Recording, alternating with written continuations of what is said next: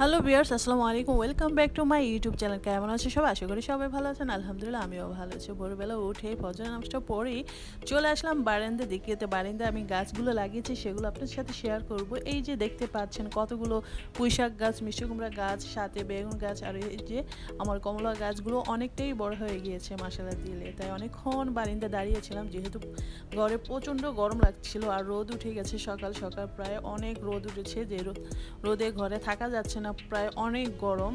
যাই হোক, অনেকক্ষণ দাঁড়িয়ে থাকার পর চলে আসলাম কিচেন রুমে, যে নাস্তা বানাতে হবে, যেহেতু আগে রুটিনে চলে আসলাম। এই তো সকালবেলায় অনেকগুলো রুটি বানিয়ে ফেলেছি, এগুলো হালকা একটু ছেঁকা দিয়ে রেখেছি, তারপর ঠান্ডা করে বক্সে রেখে দেব, প্রায় অনেক দিন চলে যাবে।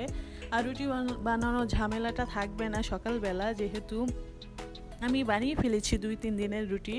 এই তো ভালো করে এগুলো বক্সে করে ফ্রিজে রেখে দিব, তারপর যখন যে খেতে চাবে তখন তাকে সেটা ভেজে দিব। তো কী অবস্থা, সবাই কেমন আছেন এই গরমে? নিশ্চয়ই অনেক ভালো। আল্লাহ তাআলা সবাইকে ভালো রাখুক, সুস্থ রাখুক, এটাই দোয়া করি। আর আমাদের জন্য সবাই দোয়া করবেন। এই তো তারপরে এগুলো কাজ শেষ করে চলে আসলাম মোছামুছি করার জন্য। তো টেবিলটাকে ভালো করে ক্লিন করে নিচ্ছি, সাথে হচ্ছে আরও শোকেস, ফ্রিজ এগুলো ভালো করে আমি পরিষ্কার করে নিব। যদি ভিডিওটি ভালো লাগে অবশ্যই একটি লাইক দিবেন, আর যারা নতুন দেখছেন তাদেরকে তো বলবো অবশ্যই সাবস্ক্রাইব করে আমার পাশে থাকতে। আর আমার ভিডিওগুলো কেমন হয় অবশ্যই কমেন্টের মাধ্যমে জানাবেন। আর আপনারা যদি আমাকে সাপোর্ট না করেন আমি কীভাবে সামনে এগিয়ে যাব? আপনারা যদি সাপোর্ট করেন অবশ্যই আমি আরও সুন্দর সুন্দর ভিডিও আপনাদের সাথে প্রেজেন্ট করতে পারবো। আর আপনারা কীরকম ভিডিও দেখতে আগ্রহী সেটা আমাকে অবশ্যই কমেন্ট বক্সে জানিয়ে দিবেন। এই তো আমার টেবিলটাকে কথা বলতে বলতে পরিষ্কার করে ফেলেছি। এবার চলে আসলাম আমার বেডরুমে। তো বেডরুমে শোকেসটা রেখেছিলাম কেবিনেটে, এটাকে ভালো করে পরিষ্কার করে নিব। পরিষ্কার করে এক এক করে সবগুলো পরিষ্কার করে নিব, কারণ যেহেতু কয়েকদিন বাসায় ছিলাম না, তো অনেক ধুলাবালি হয়ে গিয়েছে। তো এক এক করে সবগুলো মুছে চলে আসলাম বেডরুমে বিছনা বেডের চাদরটা চেঞ্জ করতে। তো এই তো দেখতেই পাচ্ছেন সকালবেলা সবাই ঘুম থেকে ওঠার পর সবগুলো বেড এক এক করে গুছিয়ে নিলাম। তো চাদরগুলো উঠিয়ে অন্য চাদর বিছিয়ে দিলাম, চাদরগুলো ময়লা হয়ে গিয়েছিল। তো কি রান্না করবো সেগুলো তো আপনাদের সাথে শেয়ার করব।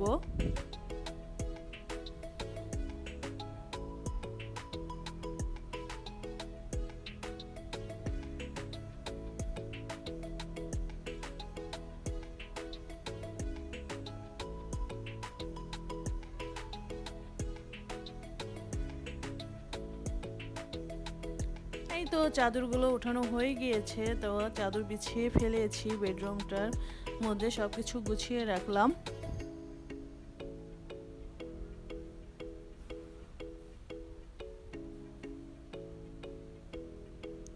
তো গুছিয়ে চলে আসলাম কিচেন রুমে। কী রান্না করব সেগুলো তো আপনাদের সাথে শেয়ার করব। এই তো বাবা বাজারের থেকে মিষ্টি কুমড়া নিয়ে আসছিল, তো মিষ্টি কুমড়া আজকে তেলাপিয়া মাছ দিয়ে রান্না করব, সাথে হচ্ছে পাট শাক ভাজি করব, আরও অনেক কিছু রান্না করব। গরমে হালকা পাতলা রান্না করে চলে আসতে হবে। পাকের গরম অনেক গরম, যে গরমে কাজ করতে পারছি না, কি আর করার, খেতে তো হবে, খাওয়া তো আর বন্ধ করা যাবে না। এই তো আমার তেলাপিয়া মাছগুলো ভালো করে ধুয়ে আমি হলুদ মরিচ মেখে ভাজা শুরু করে দিলাম।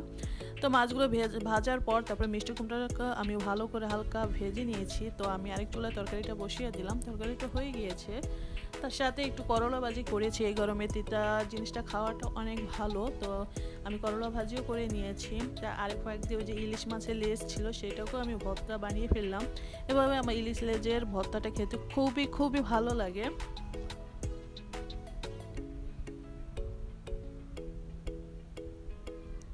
তো সবাই অনেক মজা করে খেয়েছে ইলিশ লেজের ভর্তাটা, যেহেতু আমি ঝাল একটু কম দিয়েছি, বাচ্চারা খেতে খুব পছন্দ করে, তাদের জন্যই এই রেসিপিটা। তো যাই হোক, আমার এই রেসিপিটা কেমন হয়েছে অবশ্যই কমেন্টে জানাবেন।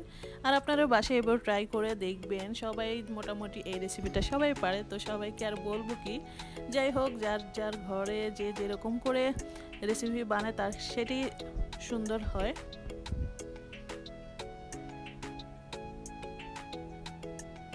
সাথে একটু শুটকির ভর্তা বানিয়েছিলাম, শুটকির ভর্তাটা কাঁচা ময়দা বানিয়েছিলাম, তো খেতে খুবই টেস্ট হয়েছিল। তারপর পুঁই শাক দিয়ে শুটকি রান্না করেছিলাম, আলু দিয়ে, তারপর আমডাল রান্না করেছি। আজকে অনেক কিছু রান্না করলাম। তো আম ডালটা এভাবে রান্না করলে আমার কাছে খুব ভালো লাগে। তো রান্না বাড়া শেষ করে পুরো কিচেন রুমটা পরিষ্কার করে নিলাম।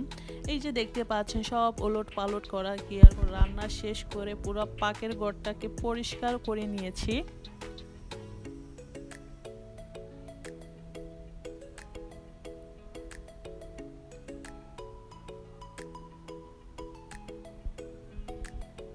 প্রায় অনেক দিন পরিষ্কার করা হয়নি, সেজন্য তেল চিটচিটে ভাবটা ছিল। তো ভাবলাম যে এটাকে তারে সোবা দিয়ে ভালো করে পরিষ্কার করে নিই।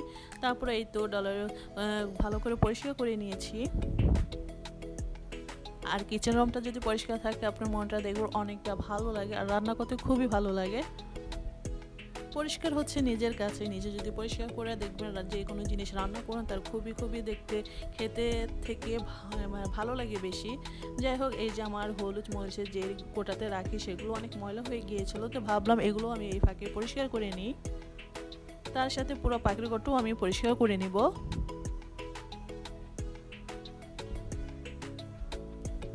এই তো আমি পুরো পাখির ঘরটা ক্লিন করে নিয়েছি আর যেটা যেখানে ছিল ঠিক সেখানেই রেখে দিয়েছি।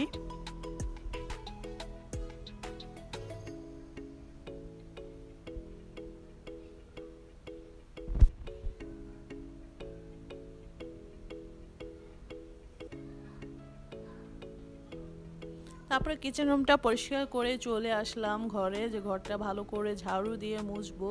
অনেকদিন ধরে মোছা হচ্ছে না, তো এই তো আস্তে আস্তে করে সব ঘর দুয়ারগুলো ঝাড়ু দিয়ে নিচ্ছি।